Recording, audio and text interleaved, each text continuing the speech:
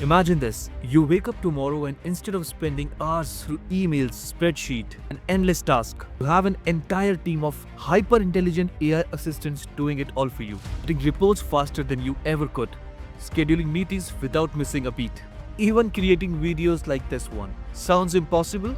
What if I tell you that it's not just possible, but it's happening right now? But here's the truth. Most people don't understand what AI agents are. But by the end of this video, you will. In fact, I'll prove it to you. If you can answer three simple questions, walk away knowing more about AI agents than 99% of people out there. Let's start with the basic. So if you use N8N to build this workflow, how I'm doing it is it's starting with a Telegram trigger. So this is how the bot will know what you want to do. You'll connect this with your Telegram account. How you're going to do it? We have all the documentation around here. The good thing about N8N is it teaches you everything step by step, so you don't have to do a lot of struggle. If you click on this open docs, you'll see how a Telegram trigger is generated. You need to do a bot father, and then you'll do new bot, and you'll get your API keys from Telegram, and then you can name your bot whatever you want. If you want to go into more steps, let me know. I'll do it in future videos, because if I do everything, it will make the video super long. Once you have connected your Telegram account, you'll go back, you keep this trigger on message, because that's what we want. Whenever somebody sends a message, the bot responds back to them. The next node that we're using is going to be a switch node, because we want this bot to work with text and we want it to work with voice also. Right now, this with just a Telegram trigger, the bot will not, or the workflow will not understand that we want it in the both ways. So now if I go to the switch one, you'll see it says could should be text or voice, right? So we'll be creating two further workflows for both of them. This one you can see it says text, this one you can see it says voice. So now if it's a text node, we need to take it into a edit field menu. You can change the names, whatever do you want. Now this is a manual mapping and we're telling it to send a message. Now, because we're using our Telegram trigger, that's why we need to have this here, which will tell this field that we're using Telegram trigger. The data is going to be in JSON and we want this text to come up. Once it gets the text, it will go down to the AI agent, which is connected to ChatGPT, but we'll come down to this one a bit later. Now, when the voice one comes out, we are triggering it to download the recording from Telegram. Again, this file ID is coming from a Telegram trigger, item, JSON message, and then voice file ID.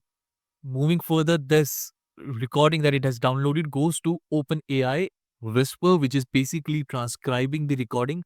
Once it transcribes the recording, it can go into our AI agent. We have to do this because ChatGPT will not directly understand what we are saying, so we need to transcribe it into a text format. Once the AI agent receives the input, that's where we add our chat model, which is OpenAI. We're using Gemini 4.0 Mini because this uses a lot less tokens than any other GPT model. Then we have a window buffer. This one is the most easiest one because this is given us directly by N8N. So you don't have to connect any APIs to it.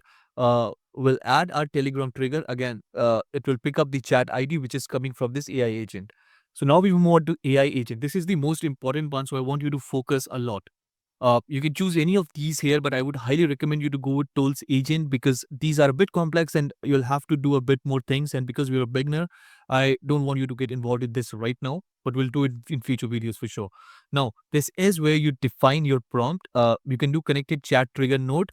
This will automatically pick the text that we have in our last node. However, we want to define what this AI agent should do. So we have done define below, and this is the JSON text that is coming from the last node. Now, this is where you're going to give the system a prompt. We're telling it that you're a helpful personal assistant. You have access to the following tools: Airtable, send emails, get emails, create event tools without attendees, create event tools with attendees, get Google Calendar tools, Wikipedia, and SerpAI, right? And it's very important to tell them that where you live and what is the time right now. You've explained today is, you can see the date right here.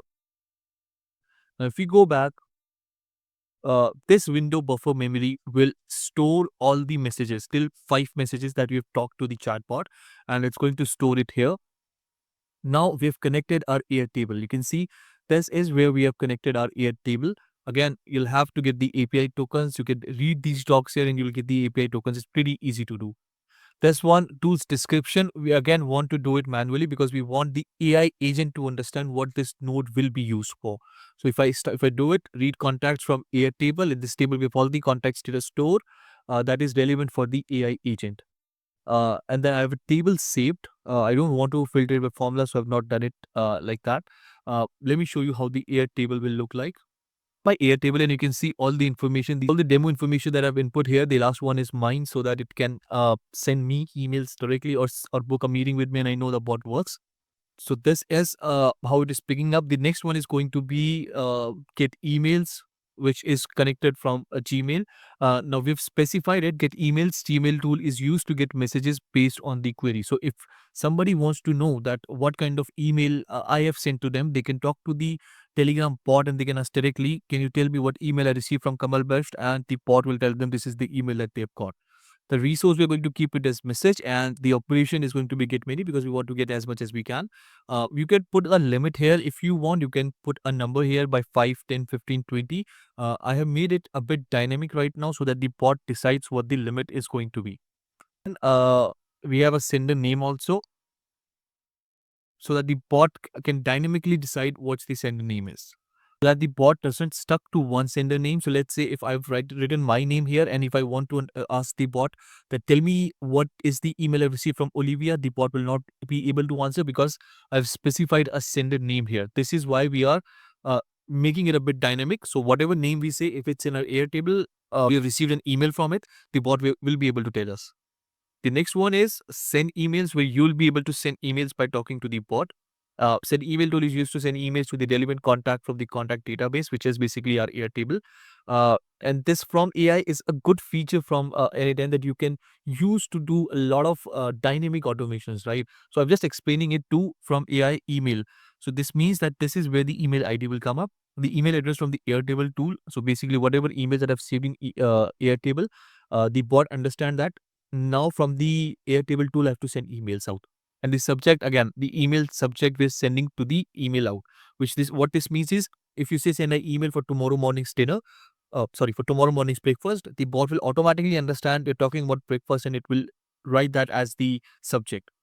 The next one is going to be email type, which is text because it's obvious. And then the message is going to be from AI email body. Whatever you say will be converted into the email body. It's important to do this append N8 attribution. Otherwise, it will give its name in the end of the video, in the end of the email, saying that it was sent by N8N. Moving on, we have two kind of calendars here. One is with attendees, one is without attendees. So if I want to book a me time, there is going to be no attendees there, and this is where it will work. We'll connect our Google calendars again. To connect them, you can directly sign in with Google, and it will work. If you're doing it locally on your system, there are few OAuth authentications that you have to do, but you can easily read them in the more info part. We're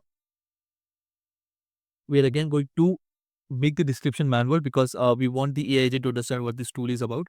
The Google Calendar tool is used to set up events where there are no attendees required, right? And this is my Google Calendar N8N test is basically what is the name of my Google Calendar. I'll quickly show you.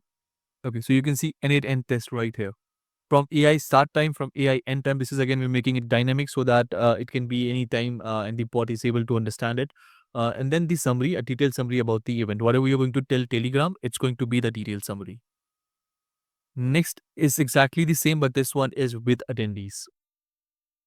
Okay, moving on. We have connected Wikipedia and we have connected Serve AI also.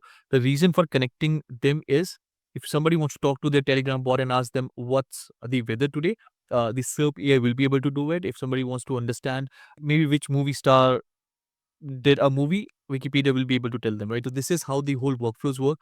And in the end, we are outputting the message into Telegram, right? Telegram trigger, JSON message chat ID, and then this is the output. Now, if I show you how this works, basically the bot that we are using right now, and if I send a message, can you book a meeting with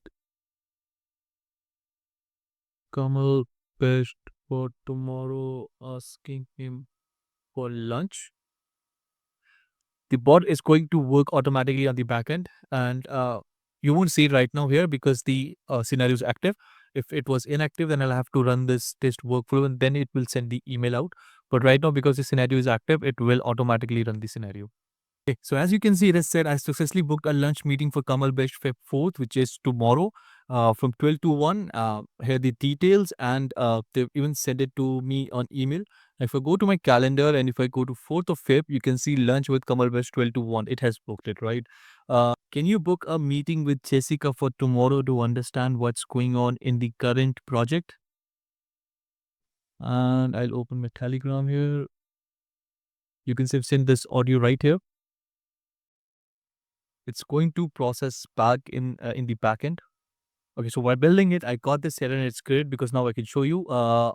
We got the error because we're using this text right here, but now we're using recording also, so we can't use this one. So what we'll do is we'll remove this part from here, and now it understands, right? And the other issue would be having is in the okay, I think this would work. So now if we test the workflow, outstanding issues. Okay, let me see.